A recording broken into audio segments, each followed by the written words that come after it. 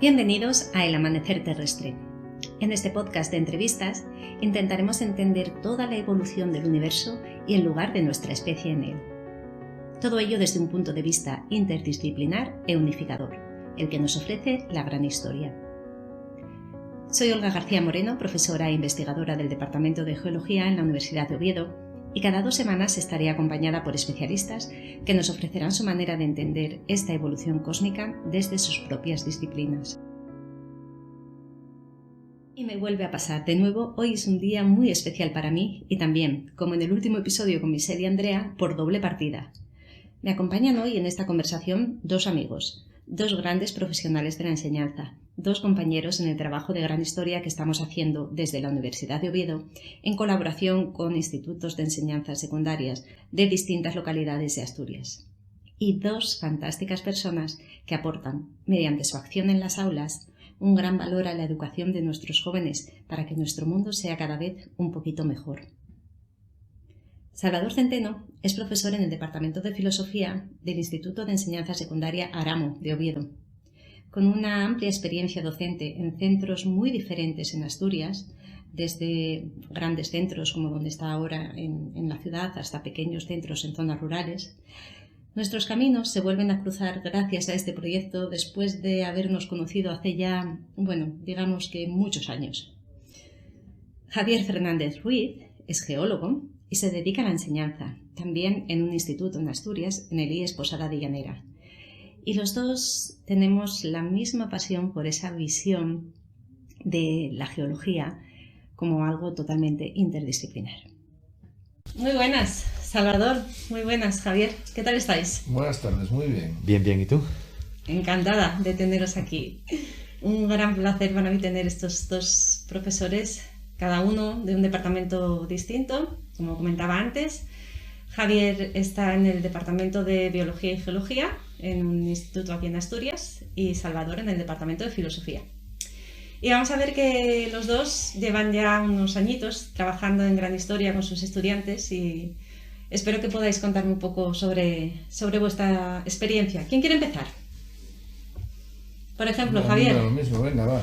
¿Nos cuentas cómo empezaste a introducir la gran historia en tu instituto? Y si quieres, lo que estáis haciendo ahora.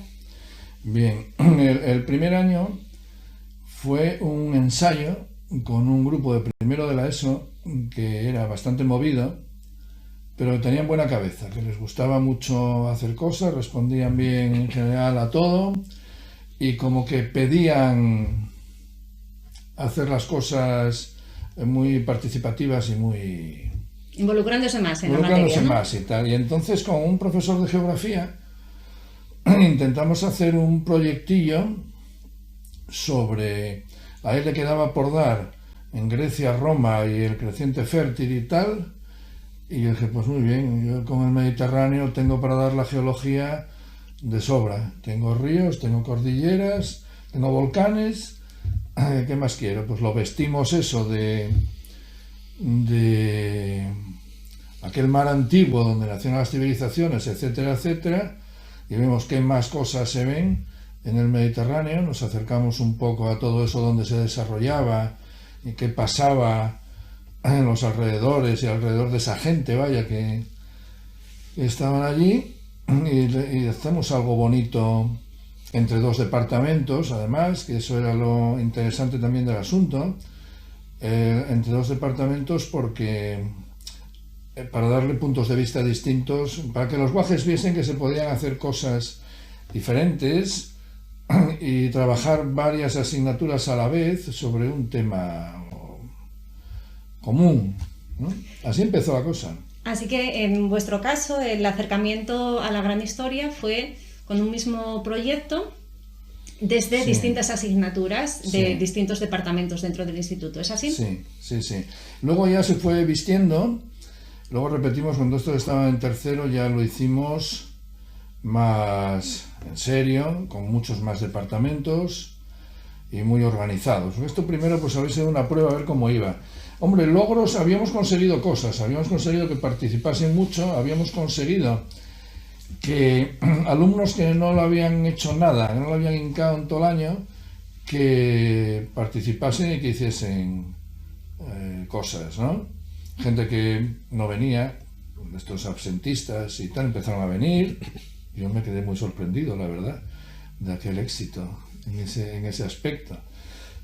Bueno, lo repetimos 2 años después, cuando estaba en tercero de la ESO. Yo me hice con varios terceros y en todos los terceros hicimos el proyecto. Y ahí ya se metió, pues, plástica, inglés, francés, alemán. Wow. Más. ¿Quién más se metió? Geografía, nosotros. Bueno, más gente. Y esta vez fue sobre el Nalón. ¿Qué nos cuenta? El proyecto era que nos cuenta un río sobre el territorio por donde pasa, ¿no? El Nalón, que es uno de los ríos más importantes de Asturias, quizá, ¿no? Nuestra audiencia no conoce. Claro, exactamente. El río como nexo de unión, ¿no? Además el río cuenta una historia, desde la cabecera hasta la desembocadura, puede contar muchas cosas. Y era descubrir todo ese tipo de cosas que nos podía contar, ¿no? Pues evidentemente, desde la geología hasta la reconversión industrial en Asturias, cuando se cerraron las minas de carbón. ¿Quién había empezado con el carbón en Asturias? ¿Quién había empezado con la siderurgia? Eran franceses, eran belgas. Entonces los de francés hicieron, por ejemplo, intentar seguir la pista de los que fundaron las primeras empresas y los que se hicieron con las primeras minas, ¿no? Que fue complicado, fue muy complicado eso. Solo les faltó ir al cementerio, a los cementerios de los pueblos de por ahí, y buscar apellidos franceses, ¿no? Todo esto complementado con un par de salidas al campo. Una, a ver una industria minera, un pozo de estos que se puede visitar ahora, el Pozo San Luis, en la Nueva. Y la otra, pues la Ruta del Alba, que es un espacio protegido y muy interesante desde el punto de vista de biología y de geología, ¿no? O sea, en rocas, en estructuras, hay restos de actividad minera, bueno, pues un poquito de todo. Y fueron saliendo las cosas bien y luego ya, así es como empezamos. Antes de seguir con el desarrollo de este proyecto en el Instituto de Posada de Llanera, vamos a ver cómo fueron los inicios en un instituto, en un centro totalmente distinto.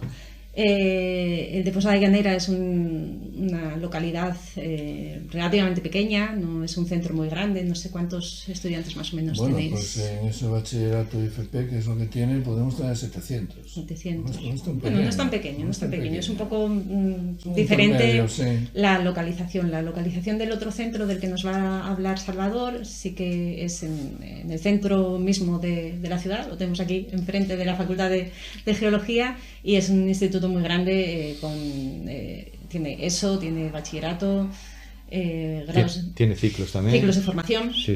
¿Y cómo fue ahí? ¿Cómo fue el empezar? ¿Vale? Antes de pasar al desarrollo, ¿cómo fueron los inicios? Bueno, porque entiendo, por lo que sé, que fue bastante diferente, no sí. Es como en el caso de Llanera, que había distintos departamentos implicados, sino que vosotros estabais desde aquí estamos, sí, es verdad, aquí solo trabajamos esta asignatura, un departamento, el departamento de filosofía. Y todo empezó por tu culpa, yo creo, ¿eh? Es decir, recuerda que nos veíamos aquí en el bar y que tú tenías organizado un cursillo al cual asistimos, incluso durante 2 años trajiste aquí a los mejores ponentes y eso fue lo que nos enganchó.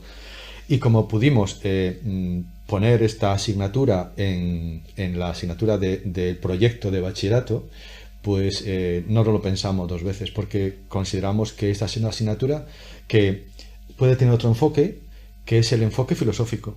Nosotros consideramos que esto que hacéis en la gran historia no se puede hacer, aunque se quiera, sin una filosofía detrás. Y es más, yo estoy detrás de esto, ¿verdad?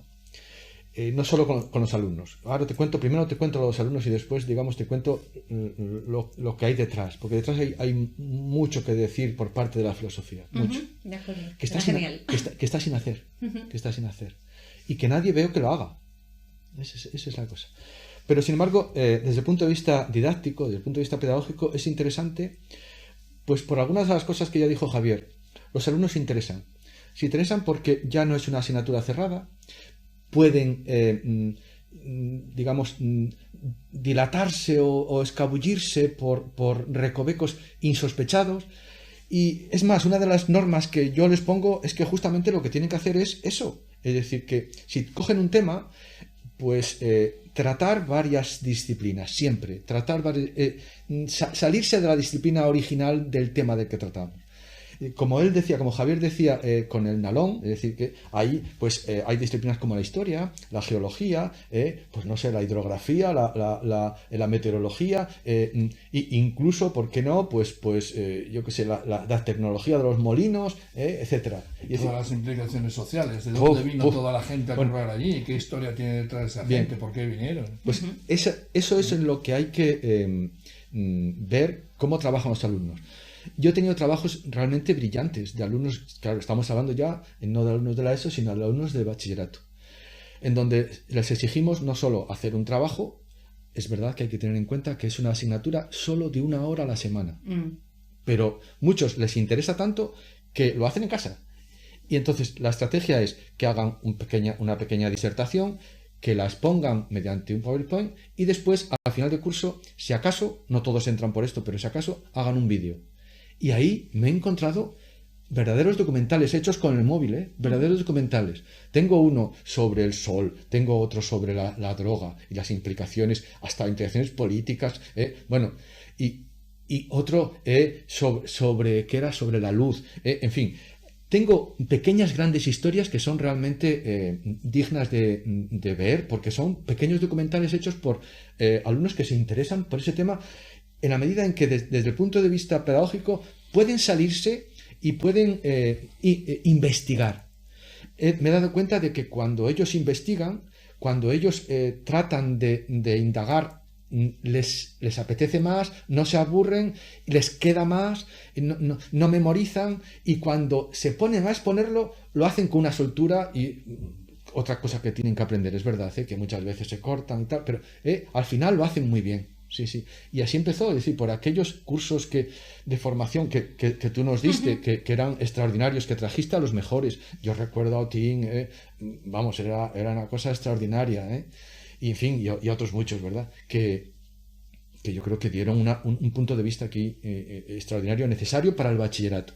Es más, en el instituto solo participamos los de filosofía, pero justamente porque somos los de filosofía creemos más que ninguno en la ciencia, en las ciencias, en la confluencia y en una forma de entender que tenemos, que después, si queréis, hablamos de la interdisciplinaridad, eso que tanto habláis vosotros en esta materia y que a mí me preocupa mucho. Tengo previsto, tengo redactado ya 100 folios sobre la interdisciplinaridad, y una crítica sobre un proyecto, sobre un artículo de Speer, ¿verdad? Bueno, genial, quiero decir que... Pero no me salen las cuentas todavía. Alba, no me des más excusas para volver a invitarte, que sabes que tú me lanzas el anzuelo y yo lo haré. Así que en cuanto tengas eso terminado, volvemos a hablar.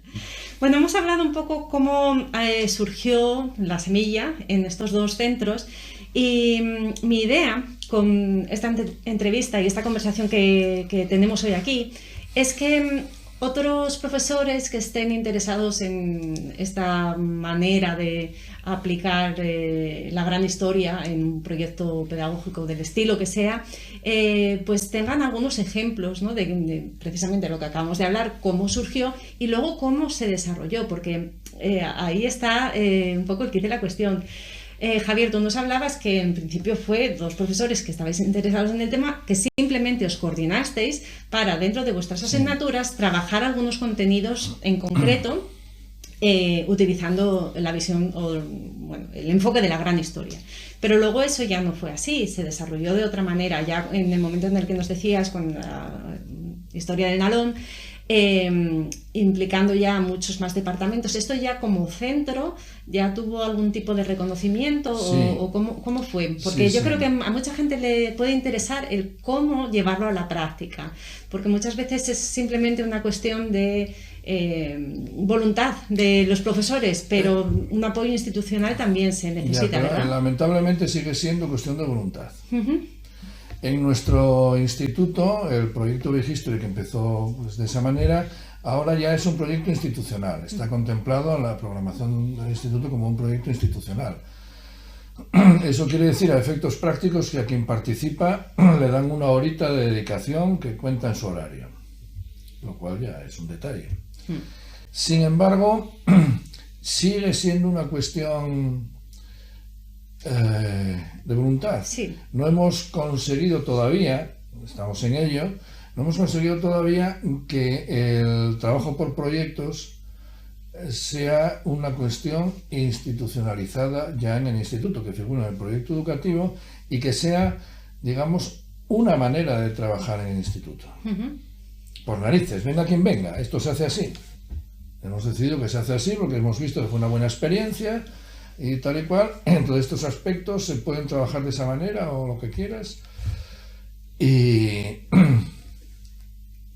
Y que no dependa de la voluntad de la gente, sino que venga gente nueva y que diga, bueno, pues no me queda más remedio que hacerlo de esta manera, a ver cómo me lo monto.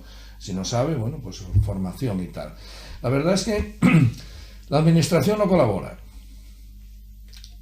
Aquí hay, ¿cómo se diría para gente que no sea de este sector? Bueno, hay unos centros de profesores que se dedican a la formación del profesorado. Bueno, pues las cuestiones han cambiado, las normas han cambiado, y si antes teníamos grupos de trabajo de Big History, que lo tuvimos durante varios años, pues ahora eso ya no es posible. Porque solamente admiten una formación, un proyecto común para todo el instituto, para todos los profesores del instituto, que quiera que se apunte, pero solo uno, y con unos matices determinados. Todo el mundo tiene que ir a hacer lo mismo. No puede haber una formación, digamos, diversificada, que a una gente le interese formarse en trabajo colaborativo y gestión de proyectos, el trabajo por proyectos, y a otra pues se quieran formar en la nueva masculinidad y aspectos a tener en cuenta en el desarrollo de las personas, ¿no? Todos son lo mismo, con lo cual esto se ha perdido. Entonces la gente que forma parte del grupo este año, si no participa en el común ese de tal, se queda sin puntos. A los profesores interinos, por ejemplo, les interesa que lo que hacen puntúe, porque necesitan puntitos, etcétera, etcétera. Esto es así. De todas maneras, bueno, se sigue intentando. También considero que hay una falta, y aquí se me puede echar alguien encima, hay una cierta falta de liderazgo por parte de equipos directivos, que la verdad es que bastante tienen con lo que tienen. Sí. Que se te diga, bastante tienen con lo que tienen, con atender sobre todo estos años en los que está cayendo, con la administración que hemos padecido estos años, etcétera. Pues sí, la situación no es la mejor en estos que momentos. No es la mejor, no es la mejor, es que con lo que tienen gastan sus horas de dedicación a tope, y las que le faltan, y las noches y los fines de semana, o sea que, pero eso no quiere decir que le echen falta un liderazgo, un convencimiento y un tirar por ello, ¿no? Para evitar lo del voluntariado. De voluntad no se come. A todo esto, Javier, yo añadiría otro inconveniente que se nos acerca, que me parece grave, que es que la ley va a cambiar y no sabemos cómo va a quedar el currículum todavía, ¿verdad? Y cómo va a afectar, por ejemplo, a esta disciplina posible, en el sentido de que, bueno, tú en la ESO, digamos, has logrado involucrar a muchos departamentos, pero en el bachillerato seguramente esta asignatura de proyecto no sabemos cómo va a quedar. Bueno, es verdad que ahora solo es una hora, pero es una hora. Sí, que a lo mejor desaparece. Que a lo mejor desaparece. Yo la asignatura que tengo en primero de bachillerato, que es la cultura científica, que es donde hago el proyecto. Sí, eso te iba a comentar ahora, que si había una asignatura también, en la que fuese núcleo. Sí, porque da juego para ello. Es esta cultura científica, ¿verdad? Da juego para ello, tanto en cuarto de la ESO como en primero de bachillerato. Ahí recorréis varias ciencias, ¿no? Sí, se pegan muchos palos a muchas cosas, y te puedes extender más en unas cosas que en otras, depende de la gente que tengas, bueno, como se vea.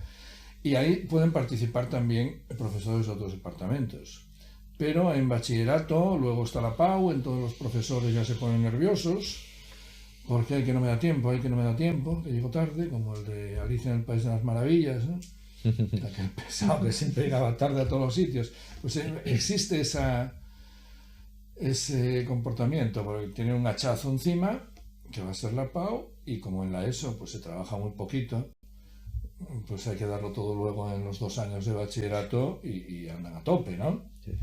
Pero hay algo que les convence a los de bachillerato. Cuando yo les digo, mira, matemáticas sufrís mucho, es muy difícil, y otras ciencias es muy difícil. Pero a la hora de hacer la media, esta cuenta lo mismo. Claro. Cuenta lo mismo. Lo que no sabemos es si va a quedar esa asignatura. Por lo menos de momento. No vi la cultura científica por ningún sitio, ni las ciencias por el mundo contemporáneo que había antes, ni eso. Bien, entonces sobre el futuro no os voy a preguntar, que veo que todavía... El futuro es, no sé, sabemos si negro, pero por lo menos sí oscuro. Es un medio muy cambiante. Salvador, entonces, en tu centro, como nos explicabas antes, ya surgió como una asignatura, un proyecto de investigación concreto. No tuvisteis porque está en la ley, Porque está en la ley, y entonces ya no tuvisteis esos problemas desde el principio para institucionalizarlo de alguna manera, pero me imagino que tuvisteis otras dificultades, que sería, por ejemplo, lo que hablábamos ahora, nuevo personal que entra en el departamento y que se encuentra con este proyecto, y cómo habéis gestionado todo eso, la gente que se ha ido, la gente que entra. Claro, cada año en este instituto, además, que es un instituto en donde la gente viene a jubilarse, entonces cada año, fíjate, en estos 3 años hemos tenido pues varias incorporaciones. En el departamento somos 4 y solamente hay alumnos para 2, solo hay alumnos para 2 profesores, solo hay 2 aulas de Big History. Ten en cuenta que otra cosa, antes como proyecto existía como asignatura, se daba otro contenido y dábamos psicología, o lo que se llamaba, era algo así como coaching, y también interesaba mucho a los alumnos. Y decidimos cambiar, arriesgar, fue un riesgo que corrimos cuando decidimos cambiar. La asignatura es proyecto lo mismo, ¿verdad? Pero fue un riesgo que corrimos cuando decidimos cambiar aquella asignatura de psicología, de coaching y de liderazgo por esta otra. Y los alumnos, yo creo que lo cogieron en masa. Yo, por ejemplo, tengo en el aula más alumnos que ordenadores, 24 alumnos. Algunos vienen con su tableta, vienen y trabajan muy interesadamente. Y no sé qué más me preguntaste. ¿Cómo el profesorado que se va incorporando? Sí, el año pasado, por ejemplo, tuvimos el problema de que había un profesor que nunca no había hecho ningún curso de estos que hicimos nosotros, pero así todo, bueno, lo cogí yo creo que con ganas y lo sacó adelante. Este año he vuelto yo porque el año pasado no me coincidía en horario y estamos los mismos que hace 2 años.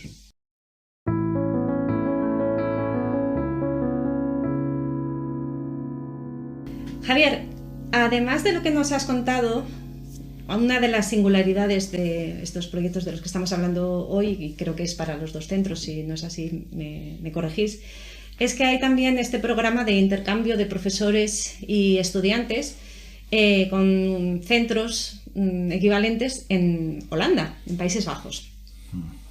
Sé que este proyecto, que está enmarcado dentro del programa Erasmus+, se quedó algo frustrado con el tema de la pandemia, ¿no? ¿Cómo está ahora? ¿Se va a retomar? Bueno, ¿qué es lo que está hecho ya y qué Bueno, en la semana aquella de marzo en la que se cerró todo en España, que se cerró un viernes, pues el martes habíamos estado con los holandeses, habían venido aquí los holandeses a una estancia de una semana a conocer lo que se estaba haciendo en varios institutos.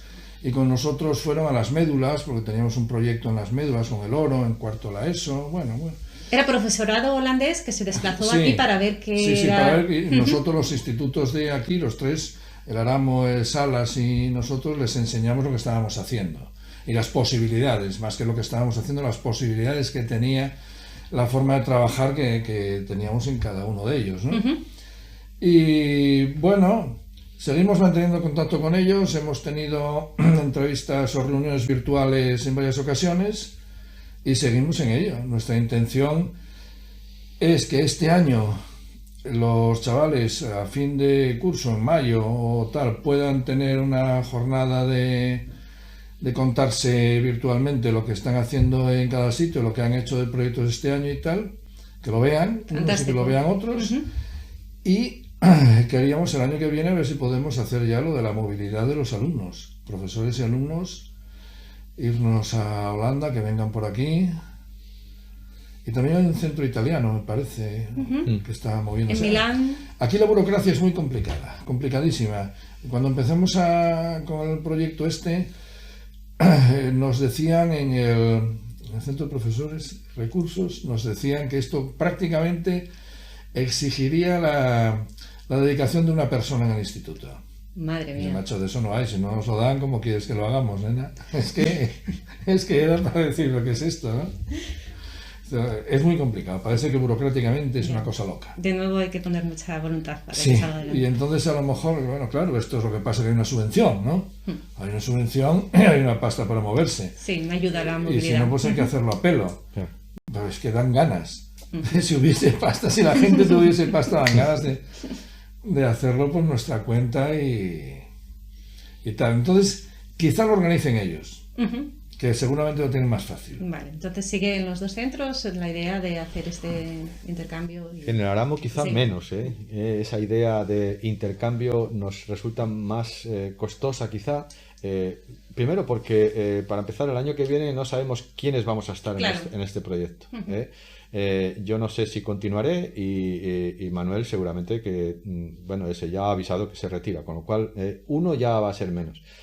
Ha venido un chico nuevo con muchas ganas, pero no sabemos exactamente cuánto sabe de esto o cuánto le interesa esto. Entonces, incluso puede darse caso de que el proyecto en el Aramo si continúo yo es fácil que no, pero si nos marchamos los dos, pues es fácil que... De nuevo no vamos a hablar del futuro. No, entonces. no, el futuro es El negro. problema que tienen el Aramo con esto es que su asignatura está en segundo de bachillerato.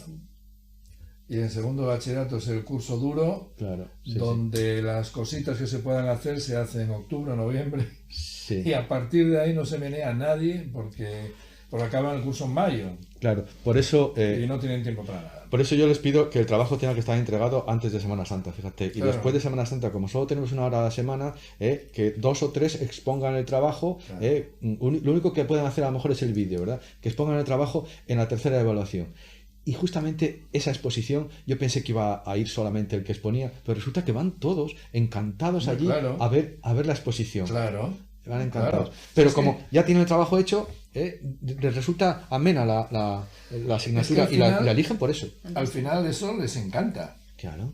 Sí, Les sí. encanta, hay que estar encima de ellos, por lo menos en la ESO y en primero de bachillerato, hay que estar encima de ellos para que cumplan los plazos, para que acaben de hacerlo, prestarles toda la ayuda posible, pues, en cuanto a técnica, es decir, si, programas de edición de vídeo, lo que sea y tal, pero luego, en el momento en que todos se ponen a presentar su vídeo, es que se lo pasan como Dios. Y con sus propios contenidos Sí, que ellos sí, han sí, desarrollado y que tienen que hilar y que tienen que Sí, porque eso exponer es razonadamente. libre. Eso Hombre, es una bajo la parte del proyecto supervisión que es libre. siempre nuestra, claro, Eso evidentemente. te quería preguntar, Yo no Sara, supervisé ahí. ¿cómo, para ese trabajo que tienen que hacer, porque entiendo que en el proyecto de Javier los contenidos están más consensuados porque tratan distintas Sí, y asignaturas. hay una serie de tareas que hay que ir haciendo. Claro, pero en el caso del proyecto de Al final- investigación, donde el estudiante elige el tema, Sí. ¿cómo los guías en el proceso Bueno, de desarrollo del trabajo? te ¿Hay digo. algunos contenidos mínimos que tienen que cumplir? ¿Cómo es? Te digo, primero tienen que presentar un proyecto con un esquema, lo que es un proyecto simple, una idea, que yo tengo que dar de paso. Por ejemplo, si yo no doy de paso eso, tienen que elegir otro tema o otro tema. Casi siempre el problema es que muchas veces cogen un tema muy general, etcétera. Y cuando hagan el proyecto, ese esquema, empiezan a investigar. Y ahí empieza la orientación del profesor. Dice, vamos a ver, tú no puedes tocar estos temas, o tienes que tocar o tienes que diversificar, o tienes que ver a ver qué pasa aquí. Les das bibliografía, les das, sobre todo, ellos más que libros lo que buscan es algo en Internet. Pero les das esas herramientas, es decir, cómo buscar aquí y tal. Y eso aprenden, sobre todo, aprenden a citar, porque tienen que escribir el trabajo, aprenden cosas que después les va a servir mucho para la universidad. Claro. Claro. Porque cuando hacen el trabajo tienen que presentarlo tal cual un trabajo de investigación, aunque sea cortito. Que a lo mejor yo he tenido trabajos de 10 folios, pero que son dignos, muy dignos de un segundo de bachillerato. Y después el PowerPoint y la exposición, que yo creo que también eso les sirve para después, para la universidad, para exponer, para defender su postura. Y en esa exposición todo el mundo pregunta. Todos los alumnos preguntan, yo también, ¿verdad? Y tienen que traerlo preparado. Y antes de traerlo preparado, pues me preguntan a mí, oye, ¿por dónde saldrán los tiros aquí? ¿Qué me van a preguntar? Digo, pues mira, yo te voy a preguntar de esto, porque esto está más flojo, porque esto me gusta o porque esto quiero que lo vean. Es decir, en realidad yo aprovecho eso para que den ellos una clase, pero yo también hablo. Y todos preguntamos. A veces incluso sale bien, pero otras veces sale no tan bien o menos mal. Sí. Yo, el vídeo que hacen los de bachillerato y los que van a hacer este año los de cuarto, que también van a hacer vídeo, el vídeo es libre. O sea, ellos han hecho unas tareas a lo largo del desarrollo del proyecto, ¿no? De diversos temas. Y luego el trabajo final es responde a una pregunta determinada, por ejemplo, que nos cuenta el Nalón del territorio por donde pasa, o tal. Y entonces ellos en el vídeo lo cuentan desde su punto de vista. O sea, cómo vieron ellos el tema, qué aprendieron, qué es lo que más les llamó la atención, lo que les parece. Y yo ahí no entro. ¿Y no es un poco una pérdida de tiempo que los estudiantes estén haciendo un tema que a ellos les interesa y que no está relacionado con los contenidos del currículo? No, sí está relacionado con los contenidos del currículum, ¿Ah, válgame sí? Dios, claro. Si llego a decir que no, me matan, me caen por todos lados. No, sí están relacionados. Por porque supuesto lo que hacemos está. es coger varios del currículo de varias asignaturas, mezclar, agítese y sale el proyecto. Entonces el proyecto es una forma de estudiar mucho más entretenida que no tema, examen, tema, examen, tema, examen. Que eso no hay por dónde cogerlo. Para ellos y para mí, por ejemplo, en mi caso, ¿no? No puedo. Es mucho más divertido. Pueden desbarrar por los lados, como decía antes Salva, ¿no? Pueden... si se enteran de cosas que no conocían o que van descubriendo cosas que les suscitan un mayor interés, pueden tirar por ahí. Es decir, que hay dentro de lo que son la realización de unas tareas, hay una cierta libertad para afrontarlas. Yo no tengo un canon que diga, tienen que decir esto, en esa tarea tienen que decir esto, y en esa tienen que decir esto. Entonces estaríamos igual. Claro. Sino que es potenciar lo del descubrimiento de novedades y de historias y sobre todo, a ver, aunque lo que vayan a encontrar sean cuestiones ya conocidas y tal, pero sobre todo su punto de vista, claro, su reacción y su juicio de valor sobre ese tipo de cosas. Yo sobre esto, yo valoro una cosa mucho, que es una cosa orteguiana, cuando Ortega hablaba de la barbarie de la especialización. Yo lo que claro, quiero, eso es básico.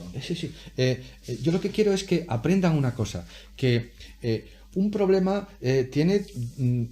pasa por distintas ciencias, por distintas disciplinas.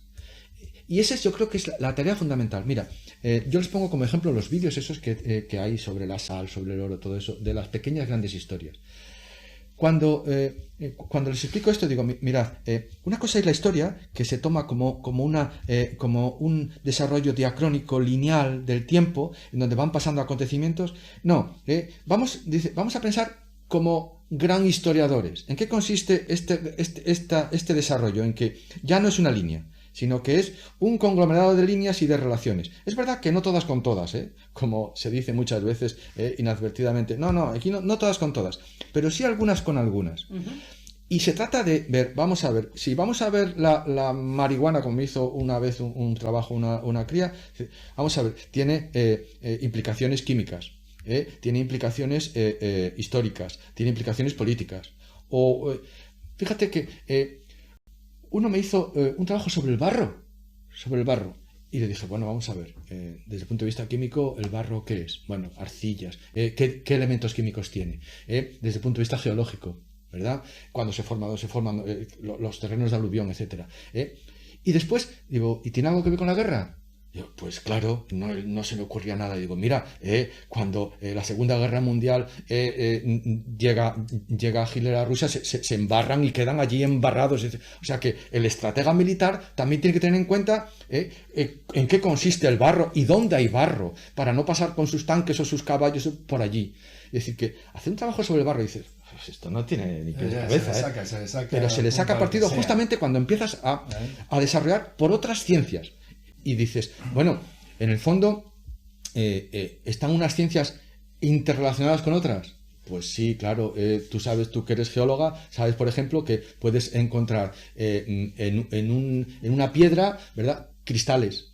Pero ahí hay dos ciencias ya de entrada, ¿verdad? Pues la cristalografía, que tiene un fundamento distinto a la petrología y que tiene un fundamento distinto a la estratigrafía y un fundamento distinto a la geología planetaria. Bien, pues hay que pasar por ellas y ver qué fundamentos hay en cada una de esas ciencias y ver qué dice. Eso es lo que me interesa. Y eso requiere de una filosofía. Y eso para otro día. Lo de la filosofía, quizás. Pero cuéntanos tu problema con la interdisciplinaridad. Lo necesitamos en este punto. Bueno, el problema es grave. El problema es grave. Porque a mí no me salen las cuentas. Ya lo he dicho antes, sí. Esto es como, lo digo siempre, esto es como una hipoteca. Cuando pides una hipoteca resulta que al final siempre los números te salen en rojo. Pues a mí, de momento, los números me salen en rojo.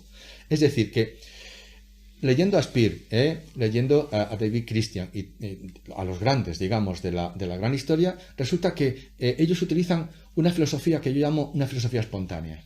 Y una de las cosas que más utilizan es la palabra interdisciplinaridad. Y no se sabe qué es eso porque nadie lo explica. ¿Qué coño es la interdisciplinaridad?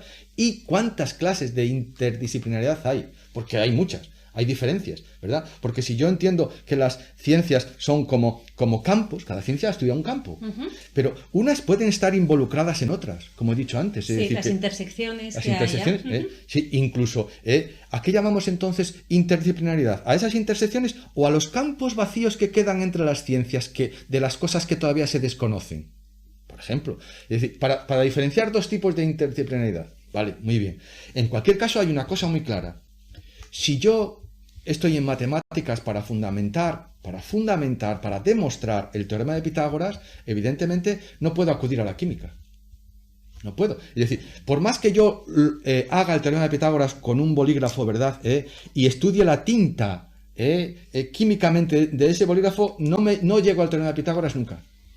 Es decir, los fundamentos son distintos en cada ciencia. Y eso es un problema grave. Y otro problema, bueno, hay muchos, hay muchos problemas filosóficos, ¿verdad? Otro problema es que cada vez que yo leo algo sobre esto de la gran historia, se les escapa, yo no sé si se les escapa a los grandes estos que acabo de decir, es que todo está relacionado con todo. Hombre, no, todo con todo no, ¿verdad? Porque si todo está relacionado con todo, ¿verdad?, entonces cualquier cosa es posible. Evidentemente no podemos admitir, esto es Platón. El problema es que no se ha leído a Platón. Este es el problema. Sí, es verdad. Cuando Platón plantea este problema, dice, ¿las ciencias cómo son? ¿Verdad? De aquella, claro, solo conocía la geometría, pero decía, él hablaba de las cosas, me da igual lo de las ideas. ¿Todas las ideas se relacionan con todas? ¿Ninguna con ninguna o alguna con alguna? ¿Cuál es la opción? Evidentemente, si nada se relaciona con nada, no podemos decir nada, ni siquiera pensar nada. Esa descartada. Pero es muy atractiva la idea de que todo se relaciona con todo. Y eso tampoco vale. Y yo esto lo veo en David Christian constantemente, ¿verdad? Y sobre todo en Speer. Se le escapa esto, y no puede ser. Y por ahí yo creo que hay toda una labor filosófica que hacer. Pero esto no invalida la pedagogía que está detrás o ¿cómo diría yo?, la valía que tiene esto en la enseñanza. No lo invalida, justamente lo contrario. Se puede hacer filosofía y se puede enseñar a los alumnos cómo es esa interrelación entre las ciencias. Justamente aquí.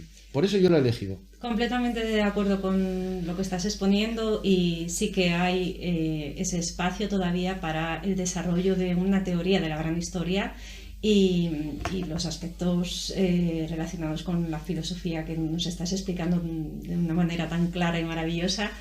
Y quizá las aproximaciones que ha habido desde las disciplinas, ¿no? Porque todos los autores que estás comentando, cada uno viene de una especialidad concreta, no son filósofos que al final tratáis todas las disciplinas, ¿no? desde el punto de vista del conocimiento. Por ejemplo, Speer desde su disciplina o Christian desde su posición de historiador. Entonces quizás sí que se utilicen esos términos de una manera demasiado simplista. Muchas veces estoy de acuerdo que hay algunos autores que utilizan la palabra interdisciplinaria cuando quieren tratar de temas que son más bien multidisciplinares, ¿no? El abordar un problema utilizando el conocimiento que aportan distintas disciplinas, eso para mí es multidisciplinar.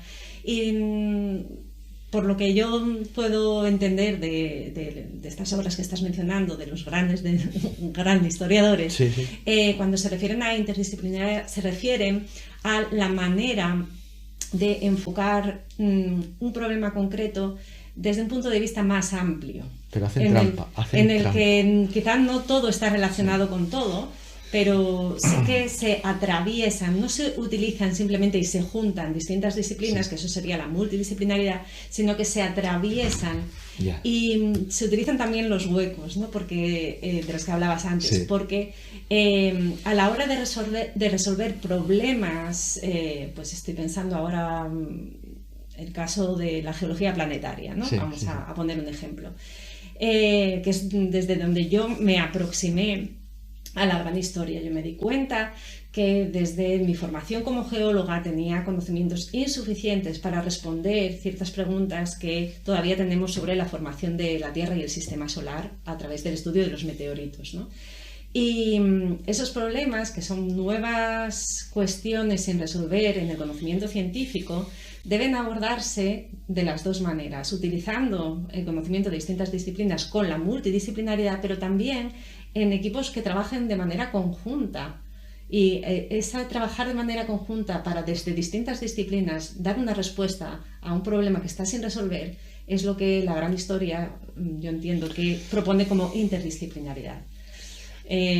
Muy problemático, muy problemático porque te pones a leer esos grandes que decimos, y eso que tú dices teóricamente lo dicen y dice muy bien, pero después hacen una trampa, porque todos, yo lo he observado, es verdad que tendría que volverlo a mirar y tal.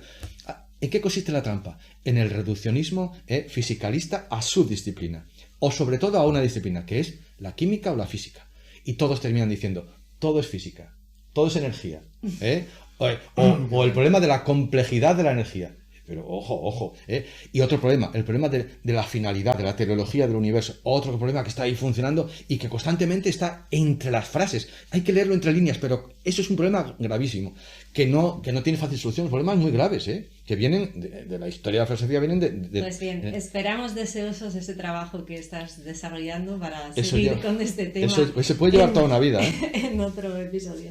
Bueno, íbamos llegando así casi al final sin darnos cuenta, ¿verdad?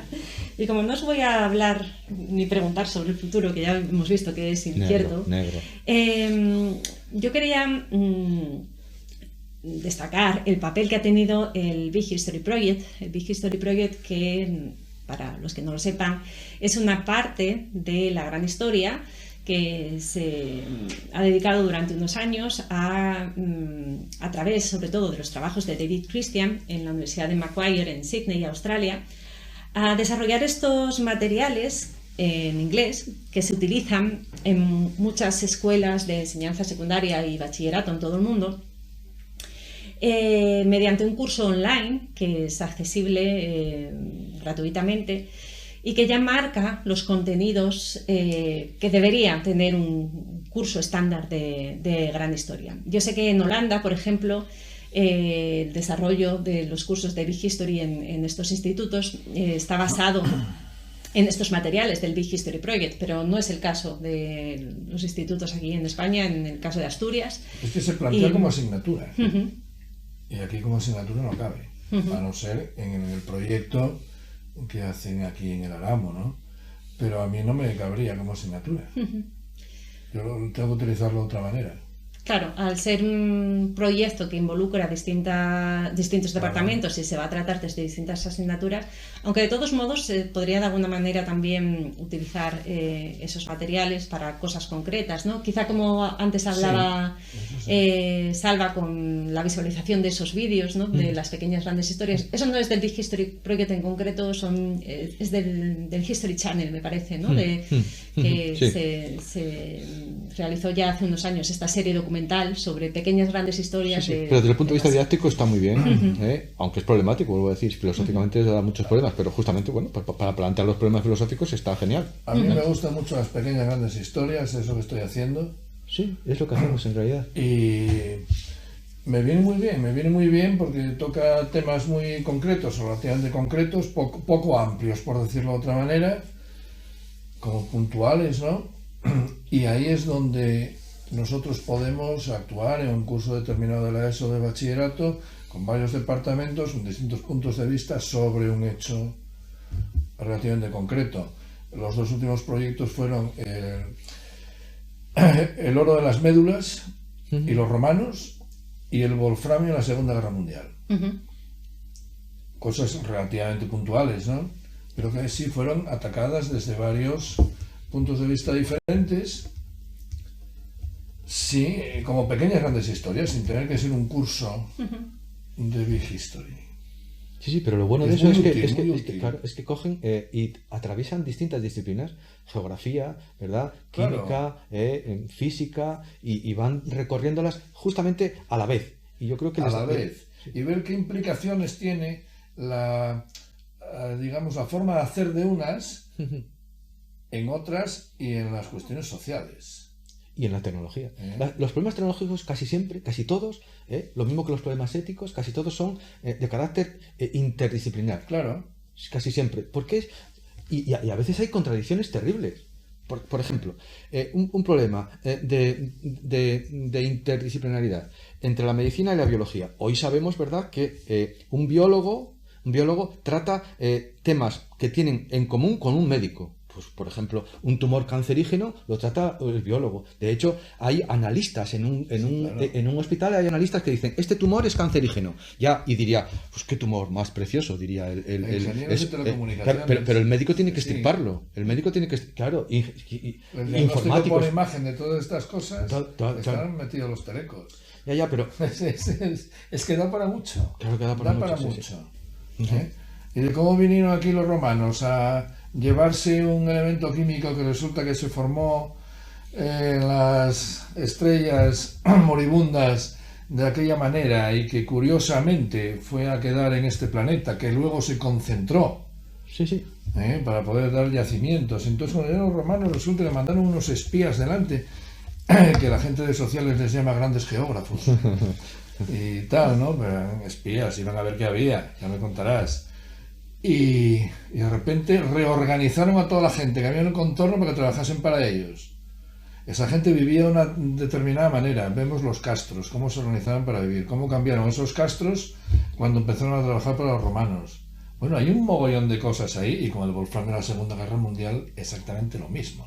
La cantidad de gente que se movió, el espionaje, el contrabando, los represaliados, la Gestapo, los beneficiados franquistas, etc. Es que es un mundo lo que se descubre cuando hurgas un poco en cualquier cosa de estas. Y son interacciones. Yo no sé si es muy interdisciplinar o no, pero sí hay interacciones entre unas cosas y otras.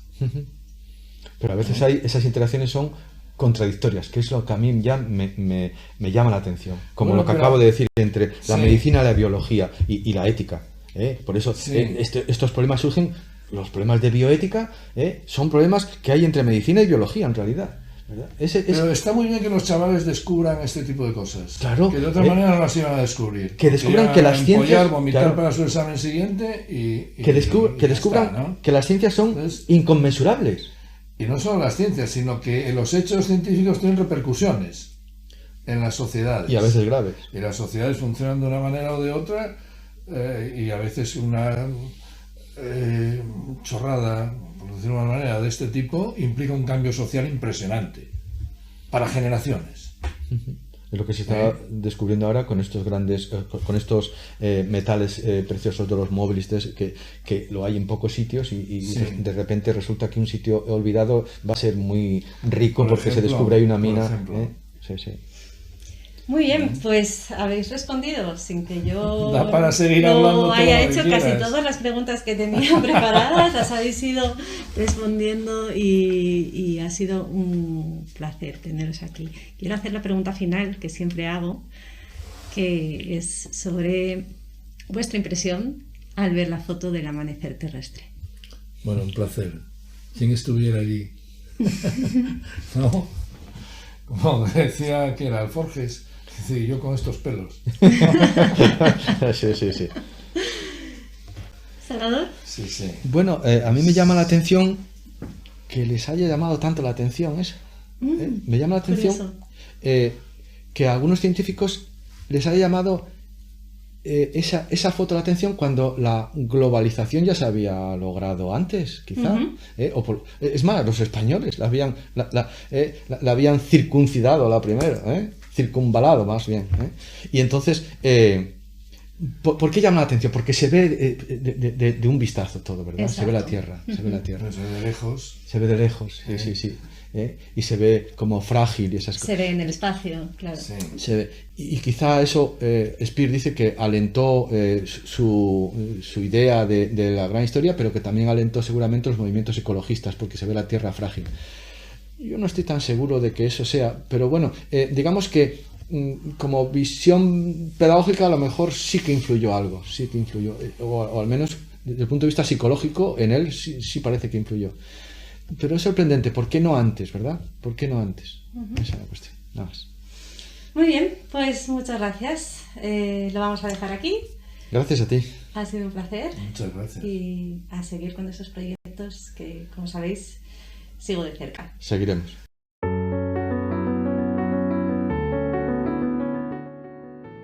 ¿Qué os ha parecido esta experiencia?